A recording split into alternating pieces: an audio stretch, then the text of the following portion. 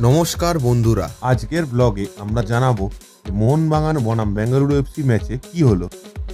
So চলে যাই বিবেকানন্দ যুবভারতী ক্রীড়াঙ্গন সল্টলেক স্টেডিয়ামে এক দুর্ধর্ষ ও রোমাঞ্চ ভরা ম্যাচ উপভোগ করতে। চলো তোমাদের দেখাই আজ স্টেডিয়ামে কি কি ঘটে। প্রথমেই বলে দিই, আইএসএল লিগ স্ট্যান্ডিংয়ে মোহনবাগান একদম শীর্ষে আছে এবং বেঙ্গালুরু এফসি আছে তৃতীয় স্থানে। তবে ম্যাচ শুরু হওয়ার আগে বিশ্বের সবচেয়ে বড় হাতে আঁকা টিফো তৈরি করে মেরিনার্স বেস ক্যাম্প, যেটি বানাতে খরচ হয়েছে 7.5 লক্ষ টাকা এবং এটি তৈরি হতে সময় লাগে 20 দিন। গোল লাইন 0-0 শেষ হয়, তবে দ্বিতীয়ার্ধে একটি চোখ ধাঁধানো গোল স্কোর করে লিস্টন কোলাসো এবং ম্যাচ শেষে মোহনবাগান 1-0 গোলে জয়লাভ করে। ভিডিওটি ভালো লাগলে লাইক, শেয়ার এবং সাবস্ক্রাইব করুন। দেখা হচ্ছে পরের ব্লগে।